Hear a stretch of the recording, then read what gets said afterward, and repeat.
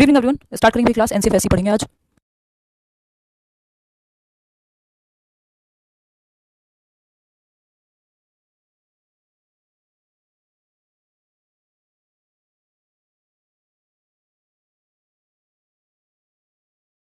Thank you Ashutosh. शुरू करें। NCF 2005 हमने पढ़ लिया, नेशनल एजुकेशन पॉलिसी पढ़ ली। हाँ बिल्कुल सफिशिएंट है ताइबा, कोई दिक्कत ही नहीं है उस चीज़ की, आप टेंशन भी मतलब बिल्कुल भी। आप पढ़ते तो जाओ बढ़िया से, स्कोर आपका अच्छा होगा पेडागोजी में। पढ़ो अच्छे से और प्रीवियस क्वेश्चंस करो, दैट्स इट। साथ में एक्स्ट्रा टाइम मिले तो मॉक वगैरह देखो, नहीं तो उसे अवॉइड कर सकते हो अभी के लिए। चलिए, प्रद्युम्न उसकी जरूरत नहीं है अभी। चलिए स्टार्ट करें। तो नेशनल एजुकेशन पॉलिसी में एक बात कही गई थी कि कुछ एनसीएफ बनने चाहिए। जैसे स्कूल एजुकेशन को लेकर के एक नया एनसीएफ आए, क्योंकि जो एनसीएफ 2005 है वो 10+2 का जो स्ट्रक्चर था, जो ओल्ड स्ट्रक्चर था, प्रीवियस स्ट्रक्चर था स्कूल एजुकेशन का, कि 10 साल प्लस 2 आपका वो स्ट्रक्चर था, उस पर बेस था आपका एनसीएफ 2005। तो एक नए एनसीएफ की जरूरत पड़ेगी जो पूरी स्ट्रेटजी ही चेंज कर दी, पूरा स्कूल का स्ट्रक्चर ही चेंज कर दिया नेशनल एजुकेशन पॉलिसी 2020 ने, कि 5+3+3+4 होना चाहिए। तो उस हिसाब से नए एनसीएफ भी बनने चाहिए, चाहे वो टीचर एजुकेशन को लेकर के हो, चाहे वो स्कूल एजुकेशन को लेकर के हो, चाहे वो ईसीसीई को लेकर के हो, है ना। तो ये सब पे नए एनसीएफ आने चाहिए। तो उसमें से जो है आपका लास्ट ईयर ईसीसीई पे 2024 में एक पब्लिक हुआ था, बट ईसीसीई का एनसीएफ हमें पढ़ने की आवश्यकता होती नहीं है, टीचर एजुकेशन भी पढ़ने की आवश्यकता नहीं होती। हालांकि टीचर एजुकेशन पे अभी नया एनसीएफ आया नहीं है। सबसे इंपॉर्टेंट होता है आपका ये नॉर्मल वाला एनसीएफ, यानी एनसीएफ एसई इस बार से बोलने लगे हैं। पहले एनसीएफ खाली एनसीएफ बोलते थे, अब एनसीएफ एसई बोल रहे हैं, यानी NCF school education, national curriculum framework for school education 2023 हम इसको बोलते हैं। तो ये आपके सामने आ चुका है, जिसमें चारों ही नए स्टेजेस की बात की है। ठीक है, वो होगी लवी। तो अगर हम देखें तो ये एनसीएफ एसई हम पढ़ने वाले हैं, national curriculum framework, national curriculum framework for school education 2023, यानी राष्ट्रीय पाठ्यचर्या की रूपरेखा, राष्ट्रीय पाठ्यचर्या की रूपरेखा किसके लिए? विद्यालयी शिक्षा के लिए। ये स्कूल एजुकेशन एक्स्ट्रा एक टर्म है जो इन्होंने यूज किया है, इसलिए इसको एनसीएफ एसई बोल रहे हैं। एनसीएफ एसई, जैसे एनसीएफ टीई क्या है, टीचर एजुकेशन, इसी तरह से एनसीएफ एसई हो गया स्कूल एजुकेशन। तो जो 2005 वाला है वो भी स्कूल एजुकेशन के लिए ही है, आपको पढ़ना है वो। ठीक है बात जी अंकिता, एकदम लाइव है हम। तो अगर हम बात करें राष्ट्रीय पाठ्यचर्या की रूपरेखा किसके लिए? विद्यालयी शिक्षा के लिए, विद्यालयी शिक्षा के लिए, विद्यालयी शिक्षा के लिए।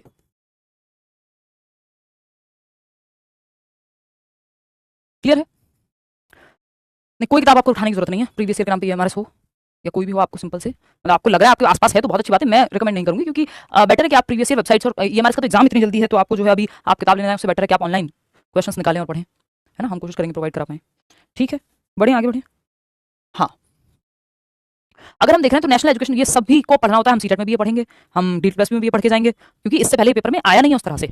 आपका सीटेट तो पूछेगा ही पूछेगा। तो अगर हम देखें तो national curriculum framework for school education 2023, इसको हम पढ़ रहे हैं। बनाया किसने है इसको? तो एनसीईआरटी ने बनाया है, national council for educational research and training. NCERT ने ही एनसीएफ 2005 बनाया था, एनसीईआरटी ही बनाता है एनसीएफ को, जो स्कूल एजुकेशन वाले होते हैं। जो एनसीएफ टीई है वो एनसीटीई बनाता है, जो national council for teacher education है। ये बात मैं बहुत बार डिस्कस ऑलरेडी ही कर चुकी हूँ। अगर आपको इस बात पर कोई भी डाउट हो तो आप पूछ सकते हैं। हाँ, ये सबको पढ़ना है भाई, आपके बैच में चल ही। कौन से फिलोसफर पढ़ने की बात कर रहे हो हमाद? हैं कौन से फिलोसफर, कहाँ पढ़ने हैं आपको? कोई हमें जल्दी नहीं है, हम अपने हिसाब से चलेंगे, अपनी स्पीड पे चलेंगे, है ना। देखिए, तो अगर हम देख रहे हैं यहाँ पे तो previous NCF prior to NCF SE, यानी प्रीवियस एनसीएफ क्या किससे पहले? Prior to NCF SE. ये स्कूल एजुकेशन एनसीएफ 2023 आने से पहले कौन से प्रीवियस आपके एनसीएफ हैं उस पर हमें चर्चा करनी है यहाँ। ठीक है, ये आपको पता ही है, कल भी बताया था, अब तक आपके दिमाग में बैठ भी जाना चाहिए कि हम बात कर रहे थे कि भाई 1995 में, सॉरी 1975 में जो है एनसीएफ आया, फिर 1988 में एनसीएफ आया, फिर ईयर 2000 में एनसीएफ आया, है ना। तो ऐसे जो है चीजें चल रही हैं। इसको अगर हम देखें तो 1975, फिर 1988, फिर ईयर 2000 और ईयर 2005। बात सही है? तो ये जो है एनसीएफ है आपके। क्लियर? अब आप देख रहे हैं एनसीएफ एसई 2023 में, तो ये 5th नंबर है एक तरह से, है ना। इससे पहले के 4 एनसीएफ आप देख चुके हैं, पढ़ने सारे नहीं होते हैं 2005 हम, इसलिए अब 2005 भी धीरे धीरे करके जो है बैचेस में बंद हो जाएगा पढ़ना। हाँ, एक्सपीरियंशियल लर्निंग होगा यार, क्यों नहीं होगा। तो अगर हम देखें यहाँ तो ये 2023 ही हम पढ़ा करेंगे कुछ टाइम बाद से, लेकिन अभी तो आपको 2005 भी पढ़ना है, इसलिए हमने 2005 भी किया है। ठीक है, तो अगर हम देखें तो एनसीएफ एसई यानी एनसीएफ स्कूल एजुकेशन 2023 से पहले हमने 1975, 1988, ईयर 2000 एंड 2005। अब बात करते हैं एनईपी 2020 प्रपोज्ड फॉलोइंग एनसीएफ्स। एनईपी ने ये कुछ 4 एनसीएफ्स हैं जिनको बनाने की बात कही है कि भाई हमें नेशनल एजुकेशन पॉलिसी आई है, सारा स्ट्रक्चर चेंज हो रहा है, सब कुछ चेंज हो रहा है, तो ये 4 एनसीएफ बनने चाहिए, जिससे एनसीएफ से क्या गाइडलाइन मिल जाती है कि ऐसा सिलेबस होगा, ये एक्टिविटीज होनी चाहिए, इस तरह से पढ़ाएंगे, जो ऑब्जेक्टिव एनईपी सेट करती है, यानी जो उद्देश्यों का आधार नेशनल एजुकेशन पॉलिसी या नई शिक्षा नीति रख रही है, उनको पूरा करने के लिए हमें करिकुलम फ्रेमवर्क चाहिए कि भाई इस रास्ते से जाएंगे तो ऐसे पहुंचेंगे। आपने मंजिल सेट कर ली, मुंबई जाना है, बट मैप के थ्रू भी तो आपको मैप भी तो लगाना होगा, तो मैप का काम करता है आपका एनसीएफ कि किस रास्ते से जाओगे, कहां से टर्न लोगे तो जल्दी पहुंचोगे, किस रास्ते को अवॉइड करना है, कहां रोड ब्लॉक मिलेगी, कहां पानी है कि कहां रोड है, ये तो हमें एनसीएफ बताएगा। नेशनल एजुकेशन पॉलिसी ने एक उद्देश्य तय कर दिया कि भाई आज से पहले जो है वो स्ट्रक्चर था मान लीजिए शिक्षा का, वो 10+2 था। नेशनल एजुकेशन पॉलिसी ने कहा अब जो है 5+3+3+4 होगा। FPMS फाउंडेशनल स्टेज होगी, प्रेपरेटरी स्टेज होगी, मिडिल स्टेज होगी और सेकेंडरी स्टेज होगी। बात सही है? इतनी बात क्लियर है? कोई दिक्कत परेशानी दर्द समस्या इस बात को समझने में यदि है तो आप बता सकते हैं। तो ये जो स्टेजेस हैं ये क्या है? अब ये जो स्ट्रक्चर चेंज किया है, जितनी भी नई बातें कहीं कि फ्लेक्सिबिलिटी लाओ, पूल ऑफ सब्जेक्ट्स बनाओ, अलग अलग स्ट्रीम ह्यूमैनिटीज यानी आर्ट साइंस कॉमर्स ये करने की जरूरत नहीं है, पूल ऑफ सब्जेक्ट हो उसमें से बच्चा चुन पाए, इन सबको अचीव करने के लिए एनसीएफ की जरूरत पड़ेगी, क्योंकि एनसीएफ वो रोड मैप देता है। जैसे मैप आपको रास्ता देता है गूगल मैप या व्हाटएवर एप्पल मैप या जो भी मैप आप यूज कर रहे हैं, उसी तरह से करिकुलम आपको दिशा देगा। उद्देश्य सेट आपको पता है मंजिल कहां है कि हमें यही अचीव करना है, ये नेशनल एजुकेशन पॉलिसी ने कह दिया, लेकिन ये अचीव होगा एनसीएफ के माध्यम से। तो ये ऐसे ही 4 एनसीएफ बनाने को नेशनल एजुकेशन पॉलिसी ने कहा कि पहला जो बात हुई वो हुई कि national curriculum framework for national curriculum framework for school education. School education के लिए जिसको हम अभी पढ़ रहे हैं ये बन भी गया है 2023 के स्कूल एजुकेशन के लिए एक नया एनसीएफ बनाया जाए जो नए स्ट्रक्चर को फॉलो करे 5+3+3+4 वाले। फिर एक और एनसीएफ की बात हुई NCF ECCE early childhood care and education, जो वो बाल वाटिका वाली स्टेज है, प्री स्कूल आंगनवाड़ी वाली स्टेज है, 3 से 6 वर्ष के बच्चे के लिए, 3 से 8 वर्ष के बच्चे के लिए स्पेशली फोकस करके ये बनाया जाए। ये पिछले साल 2024 में जो है फाइनली पब्लिश हुआ है, बट इसको पढ़ने की हमें जरूरत पड़ती नहीं है क्योंकि नर्सरी क्लासेस के लिए तो जनरली नहीं पूछा जाएगा, ना तो प्राइमरी में, ना टीजीटी में, ना पीजीटी में। ये ECCE वाले ही पढ़ते हैं, नहीं जरूरत पड़ेगी इसको हमें पढ़ने की। बहुत मनो किसी का तो फिर आपकी इच्छा पे आ जाता है, अदरवाइज हम बैचेस में इसको नहीं पढ़ रहे हैं अभी तो एनसीएफ SE 2023 से क्वेश्चन आना नया शुरू होगा, तो इसकी तो संभावना ना के बराबर ही है। फिर आते हैं नेक्स्ट पे NCF TE, NCF for teacher education. ये अभी बना नहीं है, अभी ड्राफ्ट वगैरह इसके चल रहे हैं। ये 2009 वाला ही अभी तक चलता है, लेटेस्ट बनना है लेकिन अभी तक नहीं बना है। ठीक। National curriculum framework for adult education, वयस्क के लिए शिक्षा, ये भी अभी बनेगा और ये आपसे नहीं पूछे जाएंगे दोनों ही। ठीक है, टीचर एजुकेशन अभी आया नहीं है और अडल्ट एजुकेशन आपसे पूछा नहीं जाएगा क्योंकि बच्चा जो है एडोलसेंस में निकल जाता है, टीनेज में ही स्कूल से बाहर, वो अडल्ट जो है स्कूल में नहीं पढ़ रहा, तो वो आपके पेपर में नहीं आएगा क्योंकि आप चाहे पीआरटी की तैयारी कर रहे हो, टीजीटी की, पीजीटी की, बच्चा जो है आपका 18 साल से कम की उम्र का ही होगा, तो उतनी उम्र तक के बच्चे के बारे में आपको पढ़ना है। अडल्ट एजुकेशन वाला पढ़ने की जरूरत आपको ऐसा सच नहीं पड़ेगी। बात सही है? तो हमको अभी एनसीएफ SE 2023 पढ़ना है, ECCE भी हम स्किप करेंगे, नीडेड नहीं है। शुरू करते हैं कहानी। क्या कहता है NCF? It introduces a more holistic, flexible and interdisciplinary approach to education through a 5+3+3+4 curricular structure. यानी ये जो एनसीएफ है ये इंट्रोड्यूस करता है क्या? अ मोर होलिस्टिक, यानी एक ज्यादा कैसी समग्र अप्रोच जिसमें बच्चे का मन, तन, दिमाग, इमोशन सब इन्वॉल्व हो। फ्लेक्सिबल, जरूरत पड़ने पे हर बच्चा जो है अपने हिसाब से, अपने इंटरेस्ट, अपने एप्टीट्यूड, अपने एटीट्यूड, उसके हिसाब से चेंज किया जा सके, उसके पास ऑप्शंस हो, एक एक्टिविटी नहीं तो दूसरी एक्टिविटी, एक सब्जेक्ट नहीं तो दूसरा सब्जेक्ट, अलग अलग बच्चे अपने इंटरेस्ट के हिसाब से, अपनी रुचियों के हिसाब से चीजें चुन पाए। बात सही है? नहीं, एनसीएफ 2009 नहीं पढ़ना है, जरूरत नहीं पड़ती, पूछा नहीं जाता। फुल फॉर्म पूछ सकता है, an interdisciplinary approach to education through a 5+3+3+4 curricular structure. Interdisciplinary word याद रखिएगा, बहुत काम का शब्द है ना, बहुआयामी या मल्टीडिसिप्लिनरी कह देते हैं, मतलब एक से दूसरे डिसिप्लिन को जोड़ करके पढ़ाना। जैसे जेंडर जो है वो सिर्फ ऐसा नहीं कि सोशल साइंस का ही विषय है, वो भाषा में भी आना चाहिए, तो एक टॉपिक बाकी सब्जेक्ट्स में भी इंक्लूडेड होता है, एक दूसरे सब्जेक्ट को इंपैक्ट करते हैं। कुछ टॉपिक्स ऐसे होते हैं जो मल्टीपल सब्जेक्ट में जो है आपका महत्वपूर्ण भूमिका निभाते हैं, ऐसा नहीं कि उनका जो रोल है वो सिर्फ एक सब्जेक्ट तक ही सीमित हो। इतनी बात क्लियर है? कोई दिक्कत परेशानी इस बात को समझने में यदि हो रही है तो आप बता सकते हैं। क्लियर है इतनी बात? कोई बात नहीं, पढ़ लो शंभू, एक्स्ट्रा पढ़ने से कोई नुकसान थोड़ी है। ठीक है, more of a same thing Sakshi, आपके लिए सेम ही है। वो मल्टीपल डिसिप्लिन की बात करें, वो इंटरडिसिप्लिन की बात करें, डिसिप्लिन का मतलब यहाँ सब्जेक्ट से है, तो विषयों को एक साथ जोड़ करके पढ़ाना, कॉमन थीम निकालना। तो यह 5+3+3+4 पाठ्यचर्या संरचना के माध्यम से शिक्षा के लिए अधिक समग्र, लचीला और अंतः विषय दृष्टिकोण पेश करता है कि एक सब्जेक्ट से दूसरे सब्जेक्ट में जो कॉमन चीजें हैं कैसे कनेक्ट किया जाए, एक सब्जेक्ट को दूसरे सब्जेक्ट से कैसे फ्लेक्सिबली अलग अलग तरीके से पढ़ाया जाए, अलग अलग तरीके से समझाया जाए। Focusing on critical developmental stages, ये जो महत्वपूर्ण विकासात्मक चरण है, जो बच्चे का जो फाउंडेशनल स्टेज है, जिसको हम कहते हैं कि अर्ली चाइल्डहुड एक्सपीरियंस है, उसके लिए वो शुरुआत के जो साल हैं 8-10 साल तक की उम्र बहुत जरूरी है। अगर उस टाइम पे उसका विकास की प्रक्रिया गड़बड़ हो गई, ठीक से पोषण नहीं मिला, ठीक से एक्टिविटी या शिक्षा अच्छी नहीं मिली, तो उसका प्रभाव आगे तक रहेगा। ठीक है, तो focusing on critical developmental stages, foundational यानी एजेस 3 to 8 years, ये फाउंडेशनल स्टेज है, 3 से 8 वर्ष पे स्पेशली ध्यान देना है। प्रेपरेटरी स्टेज 8 से 11, और फिर बाकी पूरी ही स्टेज को यहाँ पे इंक्लूड कर लिया है FPMS वाली, कि महत्वपूर्ण विकासात्मक चरणों पर ध्यान केंद्रित करना। मूलभूत चरण उम्र 3 से 8 वर्ष, प्रारंभिक चरण 8 से 11, मध्य 11 से 14 और माध्यमिक 14 से 18 वर्ष।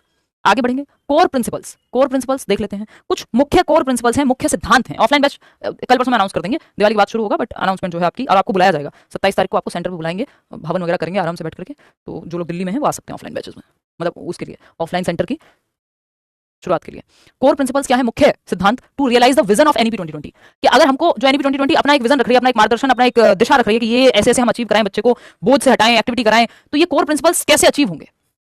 To realise the vision of NEP 2020, तो वो कोर प्रिंसिपल्स कौन से हैं जिससे NEP 2020 का जो विजन है वो रियलाइज हो सके? फटाक से समझते हैं। गाइड फॉर प्रैक्टिशनर्स, यानी ये एनसीएफ जो है आपका, ये गाइड की तरह काम करेगा प्रैक्टिशनर्स के लिए, यानी टीचर्स के लिए, स्टूडेंट्स के लिए, स्कूल के स्टाफ के लिए, अभ्यासकर्ताओं के लिए मार्गदर्शिका का काम करेगा। यानी गाइड है किसके लिए? प्रैक्टिशनर्स के लिए, जो लोग जो इसका उपयोग करने वाले लोग हैं, टीचर्स हैं, स्टाफ है, प्रिंसिपल्स हैं, बच्चे पर प्रभाव पड़ेगा, तो उनके लिए गाइड जैसा बन जाता है कि आपका करिकुलम कैसा होना चाहिए, एनसीएफ क्या कहता है, कैसे पढ़ाएं किस सब्जेक्ट को, इस सब के लिए एनसीएफ एक गाइड के रूप में काम करता है। ठीक है, फिर आता है सेकंड, स्पेसिफिसिटी, यानी विशिष्टता के बारे में बता देता है। ये कोर प्रिंसिपल है कि स्पेसिफिकली किस स्टेज में कितना सीखना है, क्या सीखना है, क्या उद्देश्य होने चाहिए, क्या ऑब्जेक्टिव्स होने चाहिए, किस स्टेज के लिए, ये सब एनसीएफ बता रहा है। कोर मतलब मुख्य। ठीक है, फिर आगे बढ़ते हैं प्रैग्मेटिक कंसीडरेशंस यानी व्यावहारिक विचार। प्रैग्मेटिक कंसीडरेशंस यानी व्यावहारिक विचार, यानी प्रैक्टिकली जो पढ़ाया जा रहा है, जो करिकुलम में गाइडलाइंस रखी गई है, उनको प्रैक्टिकली कैसे अचीव करेंगे, ये सिखलाएगा आपका एनसीएफ के माध्यम से। पता लगेगा कि प्रैक्टिकल सिनेरियो में कैसे आप यूज करेंगे जो लर्निंग है उसको एक्चुअल लाइफ में। लर्निंग स्टैंडर्ड्स यानी सीखने के मानक तय किए जाएंगे कि इस स्टेज में, इस क्लास में ये चीजें तो आनी चाहिए बच्चे को, क्या उतनी आ रही है। हाँ, जैसे सेंसस जो है वो ज्योग्राफी में भी है, इकोनॉमिक्स में भी, ऐसे बहुत सारे फिजिक्स और मैथ्स में टॉपिक जो है कॉमन है, तो वो इंटरडिसिप्लिनरी हो जाता है। तो ये कुछ कोर प्रिंसिपल्स हैं। इसके अलावा कुछ की फीचर्स हैं यानी कुछ मुख्य विशेषताएं हैं जिनकी बात एनसीएफ करेगा कि ये अचीव होनी चाहिए। और देखो, किसी में अगर आपको लग रहा है कि टीचर बहुत ज्यादा पढ़ा रहे हैं, तो देखिए कुछ टॉपिक ऐसे होते हैं जिनको छोड़ा नहीं जा सकता, चाहे वो कम नंबर में आए चाहे वो ज्यादा में आए। तो फिर आप अपने हिसाब से उसको देख सकते हो कौन सा ज्यादा आपको महत्वपूर्ण लग रहा है कि ये पढ़ लूँ ये छोड़ लूँ, क्योंकि वो टीचर अगर स्किप करेंगे तो हो सकता है आपको आगे की चीजें भी समझ में ना आए। फिर कुछ टॉपिक स्किप नहीं किए जा सकते होते। इंग्लिश में कोई पूछ रहा है उस बात मैं कह रही हूँ, ठीक है। तो की features of the national curriculum framework for school education. School education के लिए अगर हम बात करें तो क्या की फीचर्स हैं? Comprehensive educational reform. Comprehensive educational reform यानी एक समग्र शिक्षा में परिवर्तन लाना। मतलब क्या है?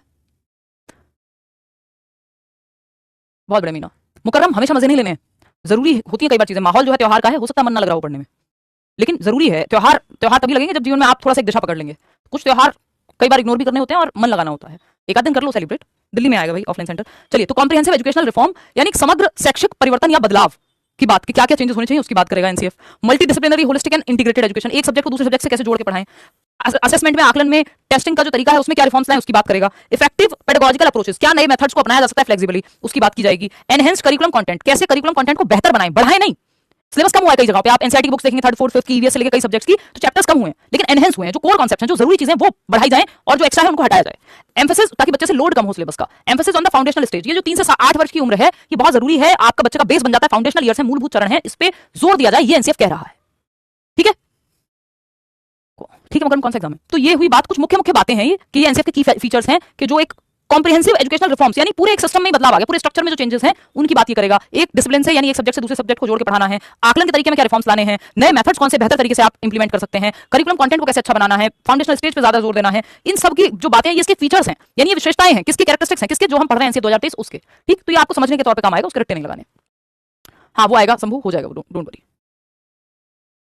Very good CP Mishra ji. देखिए, the NCF SE is organised into 5 parts, यानी ये जो national curriculum framework for school education है ये 5 भागों में विभाजित है। ये इसको ऑर्गेनाइज किया गया है कितने 5 पार्ट्स में, जो आप सामने लिखे हुए देख भी रहे हैं। पार्ट ये बस आपको पता होना चाहिए, ऐसा नहीं कि आप इसको फिर तो आपको कई सौ पेज की पीडीएफ हो जाएगी, पढ़ते रह जाएंगे। पार्ट ए है अप्रोच, यानी दृष्टिकोण क्या है, कैसे बच्चे को सेंटर में रख के चीजें की जाए, ये पहला पार्ट। पार्ट बी क्या है? क्रॉस कटिंग थीम्स, अंतर्निहित विषय, या इसको हम बहुआयामी विषय कह देते हैं, यानी एक सब्जेक्ट से दूसरे सब्जेक्ट को कैसे कनेक्ट करें हम, है ना। तो वो एक बात हो गई। पार्ट सी यानी थर्ड पार्ट क्या है? स्कूल सब्जेक्ट्स, स्कूल के विषय क्या होने चाहिए उस पर चर्चा होगी। अलग अलग सब्जेक्ट के बारे में चर्चा है, आगे हम ये सब पढ़ेंगे धीरे धीरे। इन 5 पार्ट में से जो जो जरूरी है वो हम डिस्कस कर रहे होंगे इस सेशन में। पार्ट डी या फोर्थ पार्ट क्या है? School culture and process, school संस्कृति और प्रक्रियाएं। स्कूल संस्कृति और प्रक्रियाएं देखते हैं एक बार। लर्निंग स्टैंडर्ड है, आपने तय किया है पैमाना कि तीसरी कक्षा से बच्चा ये निकले तो उसको ये चीज आनी चाहिए इस लेवल पे, ये लर्निंग स्टैंडर्ड है, आउटकम सेट किया है आपने। ठीक, तो school culture and process, school संस्कृति और प्रक्रियाएं। स्कूल में क्या कल्चर होगा भाई? स्कूल में सब डरे डरे घूमेंगे या सब अपनी बात कह पाएंगे? सारे अलग अलग स्कूल में अलग अलग कल्चर होता है, संस्कृति जो माहौल है वहां का वो अलग होगा, तो वो भी एनसीएफ चर्चा करेगा, कैसी प्रोसेस रहेगी उसको बनाने की। फिफ्थ पार्ट है क्रिएटिंग अ सपोर्टिव इकोसिस्टम, यानी एक सहायक तंत्र का निर्माण किया जाए। एक ऐसा इकोसिस्टम बने स्कूल में, पूरा जो एक तंत्र बने वो सपोर्टिव हो, टीचर्स के लिए भी, बच्चे के लिए भी, स्टाफ के लिए भी, प्रिंसिपल के लिए भी, मैनेजमेंट के लिए भी। तो पूरा सिस्टम ऐसा बने जो सपोर्टिव हो, एक दूसरे को सपोर्ट करके आगे बढ़ावा दे रहे हो, ना कि पीछे खींच रहे हो सब, है ना। बच्चे के हित के लिए बनाया जा रहा है ना, कुछ भी जो भी पॉलिसी जो भी एनसीएफ सब कुछ तो बच्चे के हित के लिए हम बना रहे हैं। क्रॉस कटिंग थीम्स है, एक सब्जेक्ट दूसरे सब्जेक्ट से, इंटरडिसिप्लिनरी मल्टीडिसिप्लिनरी वाली ही बात है। ये जो थीम है वो इस तरह के बच्चे के जीवन से भी जुड़ रहे हैं, सब्जेक्ट से भी जुड़ रहे हैं, मल्टीपल सब्जेक्ट्स आपस में भी जुड़ रहे हैं, तो वो एक ही दायरे तक सीमित नहीं है, क्रॉस कट कर रहे हैं थीम्स। एक सब्जेक्ट एक आयाम दूसरे आयाम तक जा रहा है, टच कर रहा है उसको। ठीक, तो अप्रोच यानी दृष्टिकोण क्या होगा? पहला पार्ट है 5 पार्ट्स में से। फिर क्रॉस कटिंग थीम्स, अंतर्निहित विषय एक दूसरे से जोड़कर कैसे डिस्कशन करना है, कैसे एक सब्जेक्ट को दूसरे सब्जेक्ट से जोड़ना है, जीवन से जोड़ना है। स्कूल सब्जेक्ट्स जो पढ़ाए जाने कोर सब्जेक्ट कौन से हैं उस पे आएंगे। स्कूल कल्चर एंड प्रोसेस क्या होना चाहिए, क्रिएटिंग अ सपोर्टिव इकोसिस्टम, ये 5 पार्ट हैं जो इसमें जिस पे चर्चा होनी है। लैंग्वेजेस यानी भाषाएं, इस साल तो मुश्किल है सारी, जनवरी वगैरह में कहीं मान के चलो आप सीटेट जनवरी फरवरी में भी हो जाए तो बड़ी बात है, देने को कल दे दे नोटिफिकेशन, बट इस साल मुश्किल है। अब भाषाओं पे हम चर्चा करेंगे, लैंग्वेजेस के बारे में एनसीएफ क्या कह रहा है इसकी चर्चा हम लोग करेंगे। ठीक है, कोई दिक्कत परेशानी? देखिए, तो लैंग्वेजेस यानी भाषाएं फटाफट से समझेंगे। ठीक, मैम आपको देख के निवेदिता किसकी, अच्छा बेटी बुला रही है आपकी, ओके हाय बोलना आपकी बेटी को, थोड़ा सीरियस मैटर हो रखा है यहाँ पे, हमें पढ़ना बहुत जरूरी है ना, पढ़ लेते हैं। ये आपको मिल जाएंगे लिखे हुए। फीचर्स में यही है कि एक सब्जेक्ट को दूसरे सब्जेक्ट के साथ जोड़ के पढ़ाना है, फ्लेक्सिबिलिटी हो, होलिस्टिक अप्रोच अपनाएं, वही बातें जो हम करते आ रहे हैं 70 तरीकों से, वही बातें रिपीट हो रही हैं। ठीक है, लैंग्वेजेस यानी भाषाएं, लैंग्वेजेस यानी भाषाएं नहीं, आप सीरियल वाइज नहीं याद करें, आपको पता हो तो चल जाएगा काम, ऐसे 1 2 3 4 5 नहीं पूछेगा, आजकल कॉन्सेप्चुअल क्वेश्चन ज्यादा आते हैं। ठीक है, चलिए, तो भाषाओं की जब हम बात कर रहे हैं तो the 3 languages in the school curriculum are denoted as, कि 3 भाषाएं पढ़नी है आपको स्कूल करिकुलम में 3 लैंग्वेज फॉर्मूला के तहत, 3 भाषा सूत्र के तहत। तो R1, R2 और R3 ये लैंग्वेज को डिनोट किया जा रहा है कि पहली लैंग्वेज R1, दूसरी R2, तीसरी R3। ठीक है, R1 पे चर्चा करते हैं। This is the language in which literacy first learned in school, यानी ये वो भाषा है जहां जिसके माध्यम से आप साक्षरता सीखते हैं स्कूल में, है ना। साक्षरता का माध्यम है कि आप पढ़ना लिखना सीखेंगे, उसी को साक्षरता कहते हैं ना। साक्षरता का माध्यम है पहली भाषा, यानी स्कूल में पढ़ाई का माध्यम क्या होगी, वो है ये भाषा। तो this should be a child's mother tongue और द स्टेट लैंग्वेज और रीजनल लैंग्वेज। तो ये बच्चे की मातृभाषा होनी चाहिए, या फिर जो राज्य में भाषा चल रही है, क्षेत्र में भाषा चल रही है, वो होनी चाहिए। 3 भाषाओं की चर्चा होगी ना, R1, R2, R3, मातृभाषा या राज्य की भाषा, राज्य की भाषा। ठीक, तो this is the language in which literacy first learned in school, ये वो भाषा है जिसके माध्यम से बच्चा साक्षर बनता है, पहली बार वो पढ़ना लिखना सीखता है जिसके माध्यम से। बता देंगे जीटीबी नगर में होगा रजिस्ट्री, ऑफलाइन बैच का प्रॉपर बताएंगे, अभी इस पे फोकस करो, है ना नौशीन, वेरी गुड। चलिए देखिए, तो अगर हम बात करें this is the language in which literacy first learned in school, जिसके माध्यम से बच्चा साक्षर बनता है स्कूल में, ये मातृभाषा यानी उसकी मदर टंग हो सकती है, हिंदी हो सकती है, हिंदी मीडियम भी हो सकती है स्कूल में पढ़ाने का, या कोई क्षेत्रीय भाषा है उस स्टेट की जो भाषा चलती हो उसमें पढ़ाया जा सकता है। दूसरा है R2, यानी लैंग्वेज 2 होगी, any language other than R1, कोई भी भाषा हो सकती है, भारतीय मॉडर्न इंडियन लैंग्वेजेस की हम कल बात कर रहे थे, 22 भाषाओं की, कोई भी भाषा हो सकती है। बस शर्त ये इन 3 भाषाओं में से 2 भाषाएं जो वो भारतीय मूल की होनी चाहिए, यानी इंडियन ओरिजिन की होनी चाहिए, या इंडियन नेटिव लैंग्वेजेस होनी चाहिए। तो any language other than R1, कोई भी भाषा जो R1 के अलावा, मतलब अगर हिंदी पढ़ी है किसी ने R1 में, तो अब R2 हिंदी थोड़ी हो जाएगा, 2 लैंग्वेज सेम थोड़ी हो सकती हैं। तो R1 के अलावा कोई भी भाषा,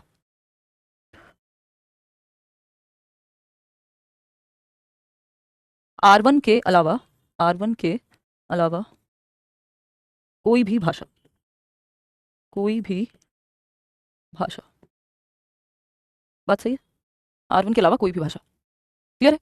फिर आगे बढ़ते हैं। R3 क्या है, any language other than R1 and R2, R3 जो R1 और R2 जो 2 लैंग्वेज पहले पढ़ चुका है बच्चा, उसके अलावा कोई तीसरी भाषा होगी, है ना। तो पहली भाषा क्या थी, या तो स्टेट लैंग्वेज या मदर टंग, R2 जो पहली पढ़ चुका है उसके अलावा कोई भी भाषा, R3 जो पहली दोनों है उनके अलावा तीसरी भाषा, ठीक है ना। फिर आते हैं एटलीस्ट, यही बात जो मैं आपको बता चुकी हूं कि एटलीस्ट 2 ऑफ दीज 3 लैंग्वेजेस, ये जो टोटल 3 भाषाएं हैं R1, R2, R3, इन तीनों में से एटलीस्ट 2 भाषाएं ऐसी होनी चाहिए जो इंडियन ओरिजिन की हो, या must be native to India, भारतीय भाषाएं हो बेसिकली 2। तो टोटल कुल मिलाकर के बात क्या हो रही है, जब भाषाओं का जिक्र हो ही रहा है तो हम यहाँ ये देख रहे हैं कि अलग अलग लैंग्वेज को अलग अलग नाम से डोनेट कर रहे हैं, R1, R2, R3। और जब हम बात कर रहे हैं R1, R2, R3 की, तो इनमें से कोई भी जो 2 भाषाएं हैं, 2 लैंग्वेजेस, वो कैसी होनी चाहिए, इंडिया की नेटिव होनी चाहिए, यानी भारत की भाषाएं होनी चाहिए, है ना। देशज भाषाएं जिनको हम बोल देते हैं, नेटिव का मतलब, हम कहते हैं भाई आप दिल्ली में रहते हैं लेकिन नेटिव प्लेस कौन सा है, तो आप बताएंगे हरियाणा है जी, या गुजरात है जी, उत्तर प्रदेश है जी, जैसे मैं बुलंदशहर बोलती हूँ नेटिव। तो जहां से हैं तो भारतीय मूल की कुछ 2 भाषाएं होनी चाहिए इन 3 में से, तीसरी आप चाहे फ्रेंच पढ़ा लो, जर्मन पढ़ा लो, लेकिन कोई 2 भाषाएं होनी चाहिए जो भारतीय या तो मॉडर्न इंडियन लैंग्वेज के दायरे में आती हैं उन 22 भाषाओं में, या फिर जो भारत की ही हो। अभी होगा, ये धीरे धीरे चल ही रही है चीजें, सारी बातें लागू तो होती नहीं है। आर से लैंग्वेज को डिनोट किया, ये इनकी मर्जी है। हाँ, इंग्लिश स्पेनिश हो सकती है, बिल्कुल हो सकती है भाई, 3 भाषाओं में से कोई 2 हैं जो आपकी मॉडर्न इंडियन लैंग्वेज जो 22 भाषाओं की लिस्ट में आती है उनमें से 2 एटलीस्ट होनी चाहिए, या भारतीय मूल की भाषा हो। ठीक है, इतनी बात क्लियर है। कोई दिक्कत परेशानी दर्द समस्या इस बात को लेकर के यदि हो रही है तो आप बिल्कुल खुले दिल से बता सकते हैं। फाउंडेशनल स्टेज की अब हम पहली एक स्टेज करके चर्चा करेंगे अगेन। फाउंडेशनल स्टेज यानी मूलभूत चरण, 3 से 8 वर्ष, क्या कहेंगे इसको, मूलभूत चरण। देख पा रहे हो, पढ़ पा रहे हो, हाँ, मूलभूत चरण, मूलभूत चरण। इतनी बात क्लियर है, कोई दिक्कत परेशानी, कोई समस्या नहीं। नोट्स आपको मिल जाएंगे, अगर आपका मन नहीं है तो बिल्कुल मत बनाओ, कोई दिक्कत नहीं है। जो पढ़ाया जा रहा है वो दिमाग में सेट होना चाहिए, वो नोट्स आप अपने बनाएं, हम जो दे रहे हैं वो पढ़ें, ना बनाएं, खुद से दिमाग में बैठाएं, रट्टे लगाएं, वो सब आपकी ऊपर है। बस आपके दिमाग कॉन्सेप्ट सेट होगा तो आप, क्योंकि वहां लिख के तो आना नहीं है, आप वहां फिर क्वेश्चन सामने आ जाए तो आप पहचान पाए, क्योंकि कुछ लोग क्या नोट्स बनाने में ही आधा जीवन निकाल देते हैं, तो वो मत बनिए आप। वेलकम है जी इशरार आपका, अस्सलाम वालेकुम। चलिए, 3 में से 2 भाषाएं, नहीं ऐसा नहीं 3 में से 2 भाषाएं आनी चाहिए, पल्लवी गलत समझ लो, भाषा तो तीनों ही पढ़नी है, लेकिन 3 में से 2 भाषाएं भारत की भाषाएं होनी चाहिए, तीसरी कुछ भी हो सकती है, स्पेनिश हो सकती है, और कोई जर्मन हो सकती है, फ्रेंच हो सकती है, any language other than modern Indian language, but 2 भाषा भारतीय मूल की होनी चाहिए। ठीक है जी। जो देखो, जिसको नोट्स बना के ही पढ़ाई होती है वो पूछेगा भी नहीं, वो तो खुद बना ही लेगा, अपने नोट्स से बेहतर कुछ नहीं होता। बट हमें प्रैक्टिकली भी चलना है ना, प्रैग्मेटिक अप्रोच भी अपनानी है। इंग्लिश तो नेटिव नहीं, बट वो मॉडर्न इंडियन लैंग्वेज में तो आती है ना। ठीक है, चलिए वो थर्ड लैंग्वेज रख लो, उसको क्या दिक्कत है। फाउंडेशनल स्टेज 3 to 8 ईयर्स, फटाफट से देखना। Foundational stage 3 to 8 years. 1 minute पानी पियेंगे, 1 मिनट का ब्रेक लेंगे, फिर आगे बढ़ेंगे। बहुत स्पीड में मैंने आपको डिस्कस कर दिया, कई लोग कह भी रहे हैं स्पीड कम कर लो। ये आज आपकी आखिरी क्लास है, फिर हम शायद नेक्स्ट फ्राइडे ही मिल रहे होंगे, और हो सकता है कि मंडे मिले, ये भी हो सकता है ना, नेक्स्ट मंडे। यही फिर साल भर में यही छुट्टियां, अब तो आगे फिर छुट्टियां आपकी होनी नहीं है, क्योंकि अभी सैटरडे संडे है, कल और परसों, फिर दिवाली है मंडे को 20 को, फिर 21 को दीपावली है अगेन, फिर आपकी 22 को जो है गोवर्धन पूजा, फिर आपका भाई दूज, फिर फ्राइडे आ जाएगा। तो फ्राइडे हो सकता है कि छुट्टी ही रहे, सैटरडे संडे क्योंकि छुट्टी है ही, तो हम सीधा मंडे मिले, ऐसा भी हो सकता है। और अगर क्लास लगती है करियर पे फ्राइडे को, तो फिर तो फ्राइडे भी मिल सकते हैं नेक्स्ट, मतलब 1 हफ्ते की तो एटलीस्ट छुट्टी है ही, नहीं तो हम 10 दिन बाद मिल रहे होंगे। इस दौरान आप सारे जो भी नोट्स आपको मिले हैं, रिकॉर्डेड सेशंस मिले हैं, आप किसी ने नया ज्वाइन किया है, वो सब रिवाइज कर लीजिएगा, मल्टीपल टाइम्स रिवाइज कर लीजिएगा।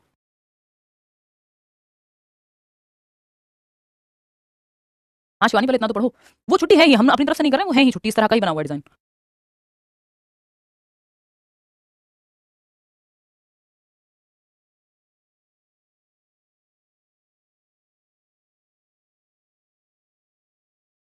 नहीं छोड़ना नहीं है प्रियंका कुछ भी, और रीजनिंग तो आ जाएगी और थोड़ा सा एफर्ट करोगे। हाँ उधर सर नेक्स्ट मंडे से क्लास बताइए। हाँ वो मैं अपनी तरफ से कह रही हूँ वंशिका कि मैं फ्राइडे को हो सकता है ले लूँ, बट आप मंडे मान के चलो, सीधा नेक्स्ट मंडे ही मिलेंगे। हालांकि इस बीच हम 27 तारीख को छठ में प्लान कर रहे हैं कि दिल्ली में जो है ऑफलाइन सेंटर की ओपनिंग कर दें, और उस बीच आपको बुला लें, तो लेट्स सी। उसमें अनाउंस करेंगे, अभी अनाउंस किया नहीं है। प्लानिंग की चल रही है छठ पूजा को, क्योंकि दिल्ली में तो मतलब हम लोग नहीं सेलिब्रेट करते हैं, हमारी टीम में कुछ लोग हैं वो करते हैं, तो हम सोच रहे हैं कि इस तरह से सेलिब्रेट कर लेंगे कि नया सेंटर ओपन करेंगे, पूजा करेंगे, तो आपको भी बुला लेंगे ना।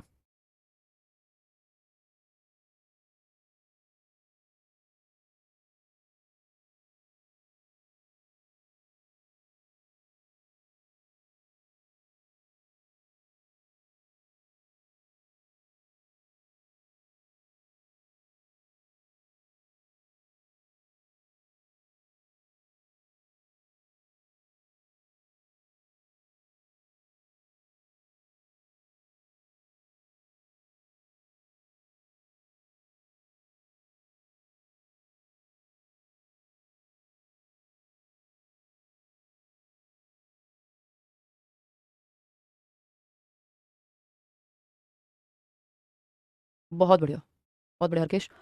हाँ सब कुछ रिवीजन कर लेना छुट्टी में, बिल्कुल अमित। देखिएगा, तो अगर हम बात करते हैं फाउंडेशनल स्टेज की, जिसको मूलभूत चरण कहते हैं 3 से 8 वर्ष में, जिसको early childhood care education ECC भी कह दे रहे हैं हम, इसमें डोमेन्स यानी सब्जेक्ट की बात हो रही है, पक्षों की बात हो रही है अगर मैं कहूँ, है ना, या सब्जेक्ट्स लिख देती हूँ मैं इसको आसान भाषा में। सब्जेक्ट्स, विषय, पहलू, जो आप कहना चाहें, विषय, पहलू, ठीक है। फिजिकल डेवलपमेंट यानी शारीरिक विकास पे बच्चे के फोकस किया जाए, ये सब्जेक्ट या पहलू हैं, सब्जेक्ट वाले सब्जेक्ट नहीं पढ़ने वाले, एस्पेक्ट्स हैं, ये पक्ष हैं कि फाउंडेशनल स्टेज में 3 से 8 वर्ष का जब बच्चा है तो किस किस पहलू पे उसके ध्यान हमें देना है स्कूल एजुकेशन के अंदर। तो फिजिकल डेवलपमेंट हो बच्चे का, यानी उसके शारीरिक विकास पे, तो खेलना कूदना एक्टिविटी कराना, ये सब पीटी होती है स्कूल में, इसीलिए है ना, गेम्स पीरियड होता है, तो शारीरिक विकास पे हम खेल खेल में सिखाते हैं, शारीरिक विकास पे जोर आपको देना है, तो शारीरिक विकास बच्चे का, शारीरिक विकास का पक्ष जो है उसको इंक्लूड करना है। Socio emotional and ethical development यानी सामाजिक सांवेगिक एवं क्या है एथिकल डेवलपमेंट, यानी मॉरल वैल्यूज उसके अंदर डेवलप हो पाए, एथिक्स उसके अंदर डेवलप हो पाए, ठीक। तो बच्चे की सामाजिक समझ बढ़े और इमोशंस भी कनेक्टेड महसूस करे, वो अपने स्कूल से, अपने दोस्तों से, अपने परिवार से, इमोशनली भी कनेक्टेड हो अपने एनवायरमेंट से। तो सामाजिक, सामाजिक सांवेगिक, सामाजिक सांवेगिक एवं एथिकल डेवलपमेंट यानी एथिक्स का विकास, ठीक। नैतिक मूल्यों का विकास, आप ऐसे भी इसको कह सकते हो। कॉग्निटिव डेवलपमेंट, संज्ञानात्मक, क्योंकि ऐसा कोई एथिक्स की किताब यूपीएससी वाली थोड़ी पढ़ानी है बच्चों को आपको 3 से 8 में, लेकिन एक बेसिक सही और गलत का निर्माण उसके अंदर किया जा सकता है, ठीक है। सही बात मैं कर रहा हूँ। कॉग्निटिव डेवलपमेंट, बच्चे के संज्ञानात्मक पहलू पे आपको जोर देना है कि बच्चे का दिमाग विकसित हो, संज्ञानात्मक विकास पे आपको फोकस करना है। मेंटल स्किल्स, मानसिक कौशल, सोचना समझना जानना चीजों को, है ना, इमेजिन करना, ये सब विकसित हो, तर्क करने की क्षमता आए, दिमाग से संबंधित जितने भी काम है, भाषा विकसित हो, ये सब भी दिमाग से जुड़ा हुआ है ना। एस्थेटिक एंड कल्चरल डेवलपमेंट, बच्चे में सौंदर्यात्मक एवं सांस्कृतिक समझ, कौन से त्योहार मनाए जा रहे हैं, कौन से कपड़े पहने जा रहे हैं, कौन सी डिशेस बन रही हैं, यानी खाना, और सौंदर्यात्मक समझ, एक एस्थेटिक सेंस होता है वो विकसित हो बच्चे का, है ना। तो सौंदर्यात्मक समझ, सौंदर्यात्मक एवं सांस्कृतिक विकास, सांस्कृतिक विकास, सौंदर्यात्मक एवं सांस्कृतिक विकास।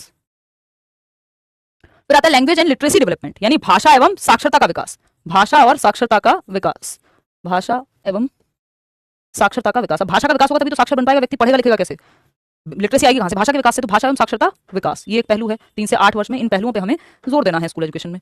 फिर आता है sixth aspect, in addition learning standards for developing positive learning, बच्चे में एक सकारात्मक एटीट्यूड पैदा हो सीखने के प्रति, और उसके लिए एक लर्निंग स्टैंडर्ड सेट हो कि तीसरी कक्षा का बच्चा तो पढ़ना लिखना बेसिक कैलकुलेशन आनी चाहिए, ये लर्निंग स्टैंडर्ड सेट हुआ है कि इस उम्र में इतना कॉम्पिटेंट बच्चा होना चाहिए, फॉर श्योर हो जाएगा। रूपल बता चुकी हूँ 1-2 दिन पहले वाली क्लास में, सारे बैचेस का मैंने बताया किसका सिलेबस कब तक खत्म हो जाएगा, दोबारा दोबारा रिपीट नहीं करेंगे रोज सेम बात। हैप्पी दीपावली आप सभी को भी एडवांस में भाई। तो in addition learning standards for developing positive learning, मतलब बच्चे के अंदर आपको अधिगम के मूल्य या मानक विकसित करने हैं सकारात्मक अधिगम के लिए, अधिगम मानकों का निर्माण, मानकों का यानी स्टैंडर्ड्स का, मानकों का विकास, इसके लिए पॉजिटिव लर्निंग के लिए यानी सकारात्मक अधिगम के लिए, सकारात्मक अधिगम के लिए। तो पॉजिटिव एटीट्यूड सीखने के प्रति पैदा हो, दूसरा किस लेवल तक बच्चे को किस कक्षा में चीजें आती हो उसका निर्माण, ठीक है। हाँ ओमान सरी सही है। एस्थेटिक, आप देख रहे हैं सिमेट्री है, आप कहते हैं ये चीज सुंदर है, कैसे सुंदर है, कुछ उसमें सौंदर्यात्मक समझ होगी, है ना, कि एक बेसिक एस्थेटिकल सेंस होगा कि ह्यूमंस को, आपको क्यों नेचर पसंद है, ग्रीनरी पसंद है, एक सिमेट्री होती है। कुछ भी बाल कहीं से भी बढ़ रहे हो तो आपको अच्छे लगेंगे नहीं, क्यों? क्योंकि वो एस्थेटिक सेंस के हिसाब से नहीं जा रहे हैं। अब बाल बांधे हुए हैं, कहीं से भी कुचड़े कुचड़े होते रहेंगे तो आपको अजीब लगने लग जाएंगे, यही है ना। दाढ़ी बढ़ रही तो बढ़ी रही है, तो वो एस्थेटिक सेंस में नहीं आता, ठीक है ना। मुझे लगा ये ब्लैक रिंग ज्यादा बेटर लगेगी, जबकि मुझे तो कोई ऐसा शौक नहीं है बहुत ज्यादा एस्थेटिक सेंस में भी डेवलप नहीं हुआ है, उस तरफ इंटरेस्ट नहीं था, क्योंकि ये एस्थेटिक सेंस, फैशन, ये भी एक तरह का प्रिविलेज है। कुछ लोगों को तो शौक होता है, ये तो मूवीज और वो सब देख के वो बेचारे वो करते हैं, और दूसरा एक जिस माहौल में आप बड़े होते हैं, है ना, तो मुझे नेचुरली भी कोई वो नहीं रहा शौक। और दूसरा, मैं गांव में पली बड़ी, मुझे तो एक टी शर्ट आज भी आप रोज बनाओ तो मैं साल भर वही पहन लूं, मतलब गंदी नहीं, बस धुलती रहे, आप डिफरेंट सेम कलर की 4 टी शर्ट क्यों ना हो, तो वो एस्थेटिक सेंस। और लेकिन डिफरेंट लोगों के लिए डिफरेंट हो सकता है, ऐसा नहीं है कि वो अलग अलग कपड़े पहनना ही एस्थेटिक सेंस है, वो फैशन सेंस हो सकता है, किसी को शौक हो सकता है। बट कुल मिला के बात ये कि एब्सर्ड ना लगे। एब्सर्ड बोले तो कि मैं यहाँ अभी आपको कुछ ऐसे अतरंगी से कपड़े पहन के आऊं रणवीर सिंह टाइप के, तो वो थोड़ा सा आपको पता होना चाहिए कि आप किस जगह पे कहाँ की क्या हिसाब किताब है। या आपको पता है जब आप शादी में जाते हैं तो आप कुछ और पहन के जाते हैं, और आप स्कूल में पढ़ने जा रहे हैं तो कुछ और पहन के जा रहे हैं। मैं रिंग क्या फिटनेसिंग, हाँ फिटनेसिंग ये लवी, मैं फिटनेस क्या कहते हैं, हाँ, तो वो उस कलर पे हम बात कर रहे थे, तो वो रिफ्लेक्ट करता है। आपको पता है जब मैं लाइट कलर अगर पहनती हूँ तो कैमरा में रिफ्लेक्शन आता है उसका, तो सिल्वर कलर की हमने मंगाई थी, उसका रिफ्लेक्शन थोड़ा सा लग रहा था, ठीक। तो हम, मेरे मैनेजर ने उनको दे दी, और ये ब्लैक रिंग रिफ्लेक्ट नहीं करती। ब्लैक कलर मुझे वैसे भी पसंद है, ब्लैक और व्हाइट दोनों ही। तो ये बेसिकली हल्का सा एस्थेटिक सेंस लगा और कुछ नहीं है, ठीक है। तो नेचर को लेकर के भी सेम बात लागू होती है, कलर कॉम्बिनेशन को लेकर के बहुत ही डीप है, फिर फैशन डिजाइनिंग से लेकर 50 चीजें यहाँ पे आ जाएंगी। क्लियर है? ये पीपीटी बनी हुई है, इसमें भी एक एस्थेटिक सेंस लगा है, एक डिजाइनिंग सेंस लगा है। ऐसे अतरंगी से कलर आपको कभी भी नजर नहीं आएंगे। That's my personality sort of thing, के बहुत ज्यादा भड़कीले रंग, मतलब जो मेरी आंखों को चुभते हैं कुछ रंग। हालांकि अब तो मैं कोशिश करूंगा, फोन लिया या मैंने एक कार ली थी ब्लू कलर की, तो वो मेरी पर्सनैलिटी है नहीं। ब्लैक एंड व्हाइट टाइप या ग्रे टाइप कलर्स जो थोड़े से लाइट पेस्टल टाइप के कलर्स हैं, वो मुझे ठीक लगते हैं। बट फिर मुझे लगा जीवन में इतना तो बढ़ापा नहीं आया जितना ब्लैक एंड व्हाइट कर दिया है, तो कभी कभी फॉर अ चेंज मैं कुछ ऐसा कर देती हूँ। चलो फोन लिया ऑरेंज ले लिया, गाड़ी ली ब्लू ले ली, वो पर्सनैलिटी नहीं है, लेकिन फॉर अ चेंज। और वो उस कई चीजों में, जैसे फोन ये पर्टिकुलर ऑरेंज कलर में अच्छा लग रहा था, मतलब थोड़ा चुभता भी आंखों को, बट ठीक लग रहा था। वो गाड़ी स्पोर्ट्स कार है तो क्यूट लग रही थी ब्लू कलर में, तो वो एस्थेटिक सेंस है कि कौन सी, ये सब पे पूरी रिसर्च होती है, कंपनीज पूरी पूरी रिसर्च करती हैं, बैठ के साइकोलॉजिस्ट रिसर्च करते हैं कि किस तरह के डिजाइन में कौन सा ब्राइट कलर अच्छा लगेगा, कहां से कैसा कर्व देना है। ये सब एस्थेटिक सेंस का कमाल है कि आपको कोई चीज सुंदर लग रही है, उस पर पीछे से बहुत काम किया गया है कि ह्यूमंस को सिमेट्रिकल चीजें अच्छी लगती हैं, जो एक जैसी दोनों साइड्स, दोनों पार्ट्स उसके सिमेट्रिकल हो। चलिए खैर, तो ये हुई कहानी। तो ये कुछ कुछ एस्पेक्ट्स, इतना हमें मतलब उसमें पढ़ने की जरूरत है नहीं। फाउंडेशन स्टेज, जैसे अगर आपने ये गोला भी है और इसमें रंग भरना है, तो अगर बाहर निकला हुआ होगा तो वो ज्यादा अच्छा लगेगा, या फिर एकदम जो बिल्कुल नीटली भरा हुआ होगा, तो ये भी एस्थेटिक सेंस का ही पार्ट हो जाएगा। एस्थेटिक डेवलपमेंट, सौंदर्य का विकास बेसिकली। तो फाउंडेशन, सौंदर्य का विकास, वो मेकअप करने से नहीं है इसका संबंध। हाँ, थैंक यू रश्मि। चलिए, तो कोई कह रहा फ्लेक्स अरे समझाने की कोशिश कर रहे हैं पल्लवी, मेरे दिमाग में यही दो थोड़े से अटपटे से दो जो है वो आते हैं, क्या कहते हैं उसको, एग्जाम्पल, कि जो मैंने थोड़ा अपनी पर्सनालिटी से हट के चीजें की हैं। अदरवाइज बाकी सब में तो नॉर्मल ही है ना, मेरे घर की पूरी थीम जो है ग्रे ब्लैक के अराउंड है। तो वो दो चीजें ऐसी हैं, जैसे फोन लेते हुए भी मैं बड़ा संकोच था कि यार ये तो मेरी पर्सनालिटी नहीं है। फिर हमारे मित्र ने कहा नहीं, और थोड़ा सा आउट ऑफ द बॉक्स भी लग रहा था, क्योंकि इतने सालों से ब्लैक लेती हूँ या व्हाइट लेती हूँ फोन, एक साल ब्लैक एक साल व्हाइट, एक साल ब्लैक एक साल व्हाइट या व्हाटएवर जो भी लाइट कलर हो, है ना। तो ऐसे ही कार का भी सीन था। तो ये दो ऐसी चॉइसेस हैं जो आउट ऑफ द बॉक्स है मेरे लिए, कि यार कुछ हट के ट्राई करते हैं, ठीक है। फ्लेक्स के लिए ऐसा क्या बचा है? चलो आ जाओ, रोने लगते हैं कई लोग, इनको उदाहरण दो कहाँ से। गांव के देती हूँ तब तो नहीं कहते कि फ्लेक्स कर रहे हो। देखो, तो डोमेन की, अगर हम डोमेन की बात करें तो बच्चे का शारीरिक विकास पे जोर दिया जाए 3 से 8 वर्ष में, उसके सामाजिक और उसके सामूहिक इमोशनल डेवलपमेंट पे, उसके बेसिक सही और गलत के सेंस पे विकास किया जाए। सच बोलना सही बात है, ये झूठ बोलना गलत बात है। कॉग्निटिव डेवलपमेंट, बच्चे की सोचने समझने की क्षमता को बढ़ाया जाए। एस्थेटिक एंड कल्चरल डेवलपमेंट, हमारे कल्चर में, हमारी संस्कृति में कौन से त्योहार, कौन से रंग, कौन सी डिशेज, व्हाटएवर जो भी चल रहा है उस पर ध्यान देना, ठीक है ना। फिर अगर हम बात करें लैंग्वेज एंड लिटरेसी डेवलपमेंट, भाषा एवं साक्षरता की समझ बच्चे में विकसित हो। फिर in addition learning standards for developing positive learning, यानी जो लर्निंग स्टैंडर्ड्स हैं वो पॉजिटिव एटीट्यूड बच्चे के अंदर विकसित हो, और स्टैंडर्ड्स सेट हो हर एक स्टेज के हिसाब से, ठीक है। इतनी बात क्लियर है? कोई दिक्कत परेशानी? चलिए आगे बढ़ेंगे। तो ये हमने अभी बात की किसकी, फाउंडेशनल स्टेज की। 3 से 8 वर्ष की चर्चा हमने की, इसमें ए डोमेन नॉलेज की बात हुई। अब हम बी पॉइंट पे आ रहे हैं, जो फाउंडेशनल लिटरेसी एंड न्यूमरेसी के बारे में बात करेगा, ठीक है, यानी जिसको मूलभूत साक्षरता एवं सांख्यिकीकरण कहते हैं, सांख्यिक समझ कहते हैं। तो फाउंडेशनल लिटरेसी इन R1, जो फाउंडेशनल लिटरेसी हो यानी मूलभूत साक्षरता, यानी पढ़ना लिखना जो बच्चा सीखे, वो R1 यानी जो मदर टंग है उसमें सीखे, ठीक है, उसमें सीखे। तो मूलभूत साक्षरता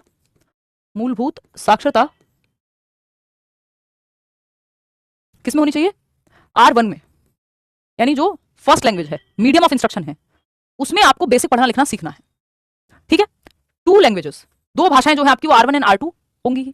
teaching learning material, text books यानी किताबें हों आपकी, प्ले बेस्ड पेडागोजी हो, बच्चे खेल खेल में सीखें, एक्टिविटी करके सीखें, आकलन का तरीका पे ध्यान दिया जाए, आकलन के तरीके पे, होलिस्टिक प्रोग्रेस कार्ड बने, वो 360 डिग्री असेसमेंट वाला, जिसमें बच्चे का स्वयं आकलन, teacher assessment, self assessment, peer assessment, ये सब इंक्लूड हो सके। तो इस तरह से क्या आएगा बच्चे में, फाउंडेशनल लिटरेसी एंड न्यूमरेसी आएगी, बेसिक पढ़ना लिखना और कैलकुलेशन जो है। हाँ, बच्चा राम और रावण में फर्क समझेगा, ये भी एथिकल ही एक पॉइंट है, ठीक है। क्लियर है बात? तो ये बेसिक बेसिक सी बातें हैं जो हम यहाँ चर्चा में ला रहे हैं। ओमान सारी कह रहे हैं, हाँ ठीक है। फ्लेक्स फिट होने का करो जीवन में, अगर फ्लेक्स करना है किसी चीज का तो फिट होने का करो, उसमें आप मेहनत करिए। दिल्ली में रहती हूँ भाई मैं अभी, मतलब अभी क्या पिछले आधे जीवन से 14-15 साल से। क्लियर है? कोई दिक्कत यहाँ तक की बात को समझने में? हाँ, फिटनेस ऐसी चीज है जो आप पैसे से नहीं खरीद पाएंगे, पैसा होते हुए भी आपको बहुत एफर्ट करना पड़ेगा तब आप फिट रह पाएंगे। तो वैसे तो मैं दिखावे में बहुत विश्वास नहीं रखती हूँ, बट अगर करना है तो फिटनेस का करना चाहिए, है ना? क्योंकि उसमें असली एफर्ट लगता है, आपके मन पे कंट्रोल से लेके आपका डिसिप्लिन से लेके सब दिख जाता है कि आप कितने डिसिप्लिन है। ऐसा नहीं कि मैं बहुत ध्यान दे पाती हूँ, बट कोशिश तो रहती है उस चीज़ के लिए, बहुत मन से रिस्पेक्ट रहती है कि जो भी अपने हेल्थ का अगर ध्यान रख पा रहा है कोई। मुकर्रम कह रहे हैं आप गर्ल्स टीचर्स में ओनली ऐसी टीचर हैं जो इतना सादा रहती हैं। हाँ, लोग तो करते हैं भाई, उनका उनका शौक, बट मैं फिर भी इस चीज़ को बहुत प्रेफर नहीं करती कि जब आप क्लासरूम में जा रहे हैं तो बहुत सच धज के जाएँ। वो मतलब मुझे थोड़ा सा वो डिस्ट्रैक्टिंग लगता है। होता भी है, आप अगर केवीएस के इंटरव्यू में भी जाएंगे कल को, अगर आप बहुत लाउड मेकअप करके जा रहे हैं, भर के आप मेकअप करके और जो है क्या कहते हैं उसको, लिपस्टिक लगा के और 50 चीज़ें करके अगर आप लाउड मेकअप करके जाएंगे तो वो भी रिजेक्ट कर देंगे, क्योंकि आप शादी में नहीं जा रहे हैं। तो इस चीज़ का कई लोग गलत फायदा भी उठाते हैं यूट्यूब पे, स्पेशली कि मतलब उतना लाउड मेकअप, या वो फिर डिस्ट्रैक्टिंग हो जाती है क्लास, कि आपसे ज़्यादा आपके कंटेंट से ज़्यादा ध्यान फिर आप पे है व्यक्ति का। तो वो थोड़ा सा, मुझे खैर शौक है भी नहीं और मुझे वो चीज़ खराब भी लगती है। आप शादी में जा रहे हैं, कहीं जा रहे हैं, वो आप करिए अपने हिसाब से, बट वो लाइट ही होना चाहिए। अगर मेकअप है भी, ये किसी को शौक है तो, मैं तो करती नहीं। खैर चलिए, मतलब I am nobody to जज एनीबडी, और हमें करना भी नहीं चाहिए किसी को भी जज, लेकिन कई चीज़ें कुछ एक काम की गरिमा होती है कई बार, तो उस चीज़ में हो जाती है चीज़। चलिए फिर से फटाफट से एक बार ध्यान देंगे, foundational literacy and numeracy. Foundational literacy in R1, जो मूलभूत साक्षरता, बेसिक पढ़ना लिखना जो सीखे बच्चा, वो मातृभाषा में या मदर टंग में या रीजनल लैंग्वेज में सीखे।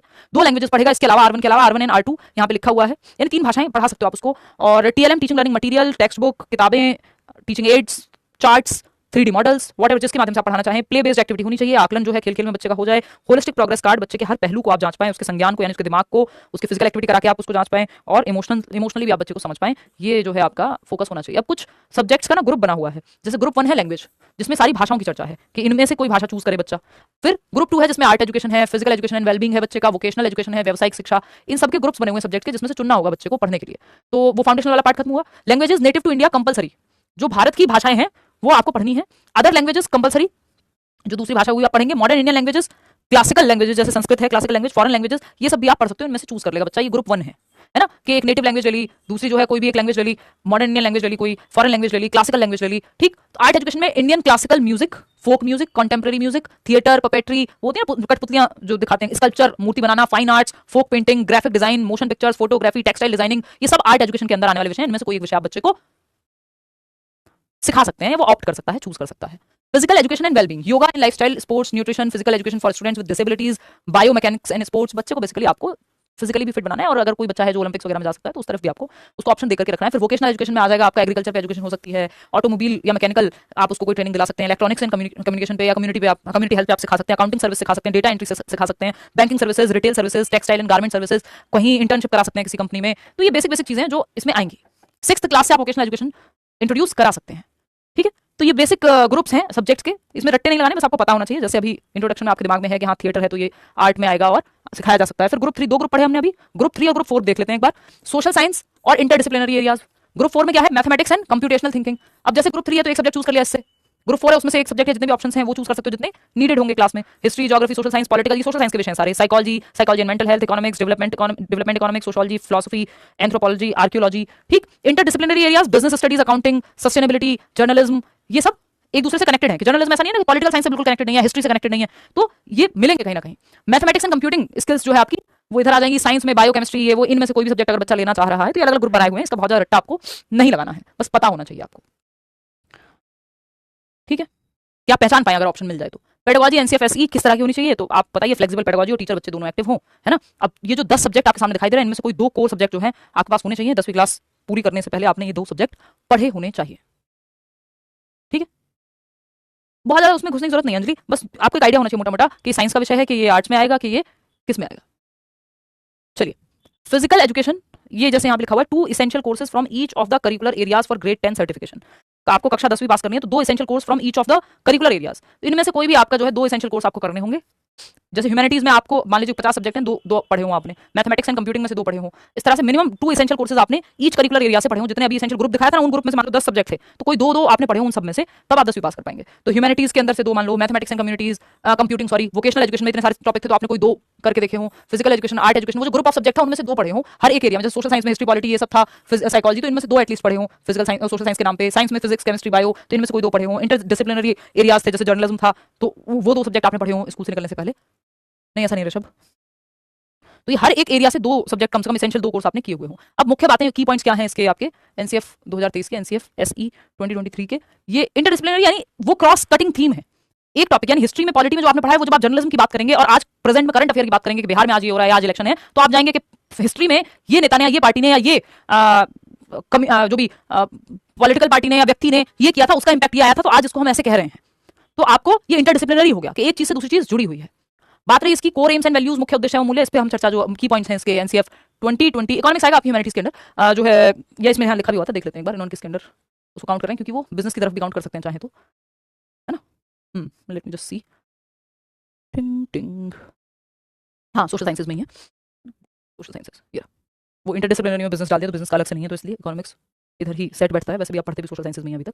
तो इन ग्रुप्स में से आपने कोई 2 सब्जेक्ट पढ़े हुए हो, जो अलग अलग ग्रुप 1 ग्रुप 2 ग्रुप 3 ग्रुप 4 पढ़ा था हमने। की पॉइंट जो है एनसीएफ एसई के, वो हम अगली कक्षा में जो है डिस्कस करेंगे छुट्टियों के बाद, मतलब मंडे ही मान लो आप, नेक्स्ट मंडे, है ना, ठीक है।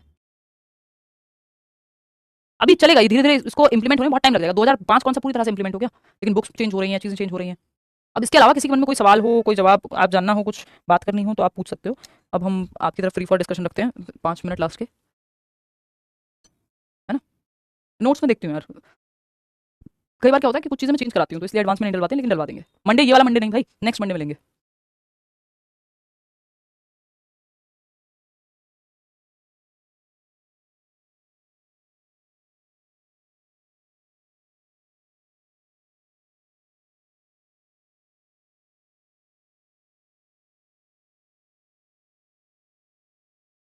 Happy Diwali everyone. हाँ भाई, सभी को हैप्पी दीपावली। स्पाइन सर्जरी हुई है, उससे कोई प्रॉब्लम तो नहीं है। नहीं अदिति, आप ध्यान रखो बस अपना, बाकी कहीं प्रॉब्लम नहीं है। लेट आने में इतना लेट क्यों हो गया, ये तो देखो अभी हाथ में तो होती नहीं है चीज़ें, कल शोल्डर्स कर लिए हैं तो दर्द महसूस हो रहा है, अभी इसके बाद भी एक्सरसाइज करनी है। आप भी अच्छे से, छुट्टी का मतलब है कि आप जितना हो सके रिवीजन करिए, प्रीवियस ईयर क्वेश्चंस लगाइए, जो बचा हुआ है कोर्स में वो पढ़ लीजिए, है ना। आपने मैसेज नहीं देखते, हितेश कह रहे हैं, देख पा रही हूँ हितेश, दिल्ली में कहाँ रहते हो सब बता दें आपको, है। अभी जीटीबी नगर हम जो है नया सेंटर ओपन कर रहे हैं, और करियर का ऑफिस जो है वो आदर्श नगर है ही।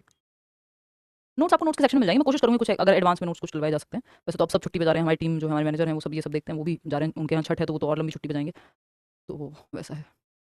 हाँ एनसीएफ 2005 जैसा ही मेजोरिटी चीज़ें, बस थोड़ा स्ट्रक्चर में परिवर्तन है। मैम दिवाली आने वाली है, शादी करनी है, कैसी बातें करते रहते हो, पढ़ लिख लो, दिवाली आने वाली है तो शादी कहाँ से आ गई बीच में। शादी करनी है, पार्टनर से फैमिली नहीं मान रही है, लड़के की मान गई है, मान रही है, लड़के की मान रही है, इसलिए स्टडी भी नहीं हो पा रही है। मैम क्या करें यार, पढ़ाई भी देखो अब इस तरह की चीज़ें होती हैं, देखो डिस्ट्रैक्शन तो होता है और सरदर्द भी होता है, नो डाउट, बट आपका जीवन जो है आपकी नौकरी से चलेगा सबसे पहले, बाकी सब कुछ सेकेंडरी है। तो जो जरूरी है, जैसे सांस तो ले ही रहे हो ना, खाना तो खा ही रहे हो, 2 टाइम छोड़ दोगे, तीसरे टाइम तो खाओगे ही, उसी तरह से पढ़ना भी फिर जरूरी ही है। चाहे कोई भी कलेश जीवन में चल रहा हो, लाइब्रेरी में जाके पढ़ो, रात को पढ़ो, दिन में पढ़ो, जो चीज़ जरूरी होती है ना, उसके लिए कुछ भी करके आपको रास्ते ढूंढने होते हैं, है ना। आइडियल सिचुएशन इंडिया में या पता नहीं दुनिया में भी मुझे लगता है बहुत ज़्यादा जगह होती है, और हमारे यहाँ स्ट्रगल थोड़ा ज़्यादा है, क्योंकि बेसिक रोटी की भी लड़ाई है ना।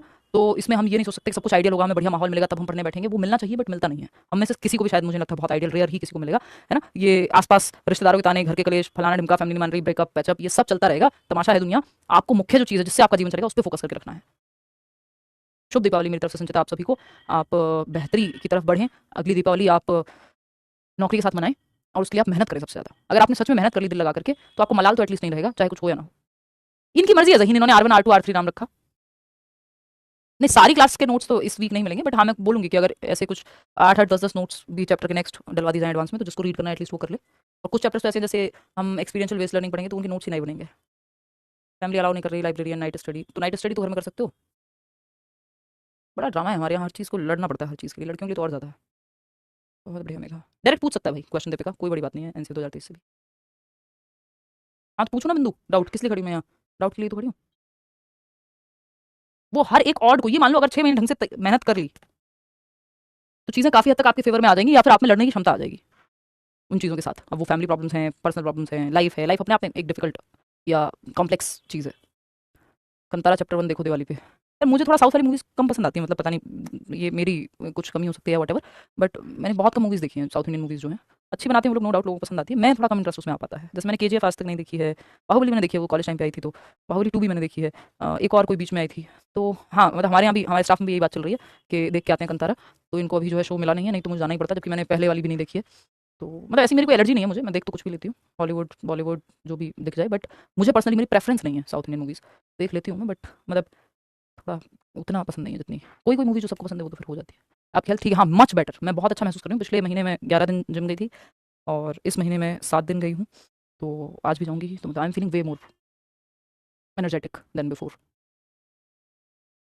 हाँ, बिल्कुल, ऑक्सीजन के बाद लड़कियों के लिए कोई दूसरी चीज़ सबसे ज़्यादा ज़रूरी है, वो नौकरी है। मैं ऐसा कहती हूँ, इसमें मुझे कोई भी शर्म नहीं है। लड़कों को तो क्योंकि समाज अपने आप ही नहीं जीने देता अगर वो नौकरी ना लें तो, है ना? चलिए खैर, टेक केयर। कोई और बात हो तो आप बता सकते हैं। बीपीएससी का बस निकाल